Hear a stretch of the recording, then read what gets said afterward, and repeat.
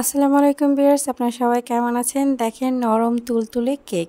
তো এটা আপনি টিফিনে দিতে পারেন, বিকেলের নাস্তা হিসেবে খেতে পারেন, স্ন্যাক হিসেবে খেতে পারেন। আপনার যেভাবে ভালো মনে হয়। এটা হচ্ছে আপনার ছোটো যে কেকগুলি হয় সেটা প্যানকেকের মতো।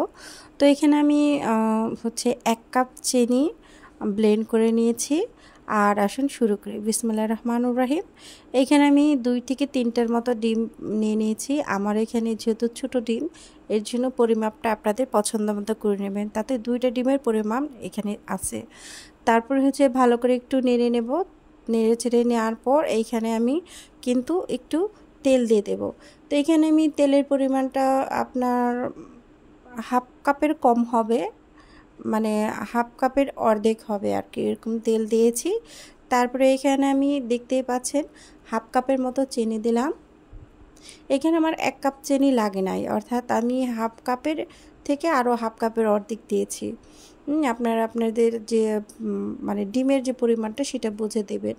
1 কাপ ময়দার জন্য হাফ কাপের একটু বেশি চিনি লাগে যদি মিষ্টির পরিমাণ এরকম রাখেন। আর যদি না মিষ্টির পরিমাণ একটু বাড়িয়ে খেতে চান, সেক্ষেত্রে সমান সমান দিলেও খেতে ভালো লাগে। তো এই পর্যায়ে দেখেন ভালো করে মিক্সার করে নিচ্ছি। মিক্সার করে নেওয়ার পরে কিন্তু এইখানে আমি একে একে সবগুলো চিনি কিন্তু দিয়ে দিয়েছি। তো এখানে আমি ফুল কাপ 1 কাপ ময়দা নিয়েছি। আপনার যে মেজারমেন্ট কাপের কাপ লেখা থাকে সেটার হাফ কাপ নিয়েছি, মানে ফুল 1 কাপ নিয়েছি। আর 1 কাপ চিনি থেকে আমার অল্প একটু চিনি বেঁচেছিল, তো আমি পুরাটা 1 কাপ চিনি দেই নাই। তো এখানে আমি দেখেন গোলাটার মধ্যে এখন আস্তে আস্তে করে পুরো ময়দাটা এখানে দিয়ে দেব। কারণ হচ্ছে ময়দাটা আপনার একবারে না দিয়ে একটু একটু করে মিলালেই ভালো হয়। তো আপনারা খুব সাবধানে মেলাবেন। আমি এখানে কিন্তু একটু টেনে দিয়েছি, এর জন্য অনেক দ্রুত দেখাচ্ছে, এত দ্রুত মেলানো যাবে না। এখানে আমি টেবিল চামচের 2 চামচ গুঁড়ো দুধ নিয়েছি, আর হচ্ছে নিচ্ছি বেকিং পাউডার আর সামান্য একটু লবণ। এগুলো সব মিলে আমি কিন্তু এইখানে আপনার লবণটা আমি সরাসরি ডিমে দিয়েছি, আর এখানে বেকিং পাউডার নিয়ে নিলাম। তো এটা হালকা একটু চেলে নেব, কারণ চেলে নিলে যে একটা লাম্পস থাকে সেটা কিন্তু ক্লিয়ার হয়ে যাবে। তো আমি ভালো করে চেলে নিয়ে তারপরে হচ্ছে সম্পূর্ণটাই কিন্তু এখন ডিমে দিয়ে দেব। অর্থাৎ আমি প্রথমে হাফ কাপ দিয়ে মিশিয়েছি, এখন বাদবাকি হাফ কাপ আর হচ্ছে দুধের যে মানে পাউডার দুধটা আর হচ্ছে এইখানে আমি যে বেকিং পাউডার সেটা কিন্তু মিশিয়ে এখন ভালো করে যে মিক্সারটাকে গুলিয়ে নেব, কেকের ব্যাটারটাকে। তো এখন কেকের ব্যাটারটা ভালো করে একটু সময় নিয়ে করবেন। আমি যেহেতু টেনে দেখাচ্ছি মনে হচ্ছে দ্রুত না, খুব আস্তে আস্তে স্লোলি মেশাতে হবে। এখানে আমি ভ্যানিলা এসেন্স দিয়ে দিলাম, যেহেতু ওটা কেক, তো কেকের মধ্যে যে কোনো একটা ফ্লেভার দিলেই হয়। আমার ঘরে ভ্যানিলা এসেন্স ছিল, আমি ভ্যানিলা এসেন্স দিয়ে দিয়েছি। তো এখানে দিচ্ছি টুটি ফুটিটা আমার ঘরে আমি একটা রেসিপি, আমার এই চ্যানেল কিন্তু একটা রেসিপি আছে টুটি ফুটির। তো এখন টুটি ফুটি আমি পরিমাণ মতো দিয়ে নেব। আমি কিছুটা মিশিয়ে দেব, কিছুটা আমি যখন কেক তৈরি করব তখন দিয়ে তৈরি করব, এর জন্য পরিমাণে কম দিলাম। আপনাদের পছন্দ মতো দিতে পারেন। আর আমার এই টুটি ফুটির রেসিপিটা আমার এখানে দেওয়া আছে এই চ্যানেলে, একটু কষ্ট করে ভেতরে যেয়ে দেখে নেবেন। তো এই হচ্ছে আমার কেকের আসল হিরো। তো এখানে আমি একটা মোল্ড নিয়েছি এইরকম, আপনাদের ঘরে যেরকম মোল্ড থাকে সেরকম একটা মোল্ড নিলেই হবে। তো বিকালের নাস্তার জন্য বা সকালের টিফিনের জন্য কিন্তু আমরা যে এইটা করে থাকি, স্যান্ডউইচ মেশিন ব্যবহার করে থাকি, সেই স্যান্ডউইচ মেশিনটাকে ভালো করে তেল দিয়ে গ্রিলটাকে ভালো করে পরিষ্কার করে নিতে হবে। তারপর আমি একটু গরম করে নিয়েছি, বেশি না, খুব অল্প একটু সময় আপনার চালু দিয়ে রাখলে এটা কিন্তু হিট হয়ে যায়। তারপর হচ্ছে অল্প অল্প করে, বেশি ভরে দেওয়া যাবে না, যতটুকু সম্ভব মিডিয়াম মতো দিয়ে তারপরে 4টা একসাথে আমি কিন্তু কেক তৈরি করে নেব।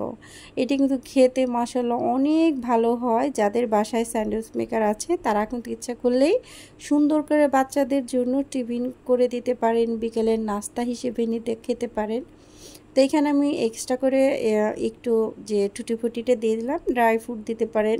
তো আমি এখানে টুটি ফুটি বানিয়েছিলাম সেটাই দিলাম, আপনারা যে কোনো ড্রাই ফ্রুটই দিতে পারেন। তো দেখেন কি সুন্দর হয়েছে। আমি একটু উল্টে দেব, উল্টে ওই পিঠটাও একটু কালার করে নেব, যেন দেখতেও ভালো লাগে, খেতেও ভালো লাগে।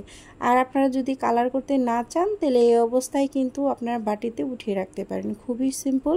আমার একটু কালার হলে ভালো লাগে, এর জন্য আমি ইপিট করে দিচ্ছি। খুবই সহজ রেসিপি, খুবই মজাদার একটি রেসিপি। আপনারা একটু ধৈর্য সহকারে বানালে দেখবেন একে একে সবগুলোই কিন্তু আপনারা বানিয়ে নিতে পারবেন।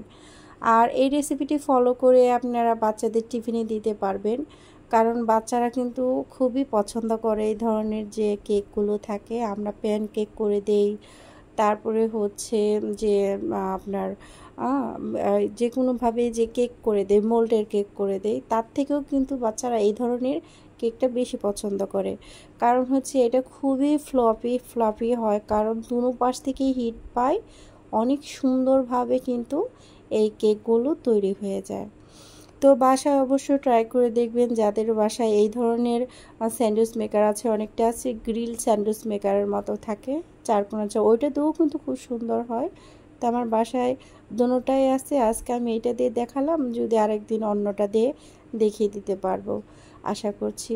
যদি আমার চ্যানেল ভালো লাগে অবশ্যই আমার চ্যানেলকে সাবস্ক্রাইব করে পাশে থাকা বেল আইকনে ক্লিক করে রাখবেন নতুন নতুন ভিডিও পাওয়ার জন্য। আর আমি সবসময় কিন্তু সহজভাবে দেখানোর চেষ্টা করি রেসিপিগুলো। আপনারা কিন্তু যে কোনো আমার ভিডিও দেখলেই বুঝতে পারবেন, আমি কিন্তু সবসময় চেষ্টা করি খুবই সহজ রেসিপিগুলো আপনাদের সাথে শেয়ার করার।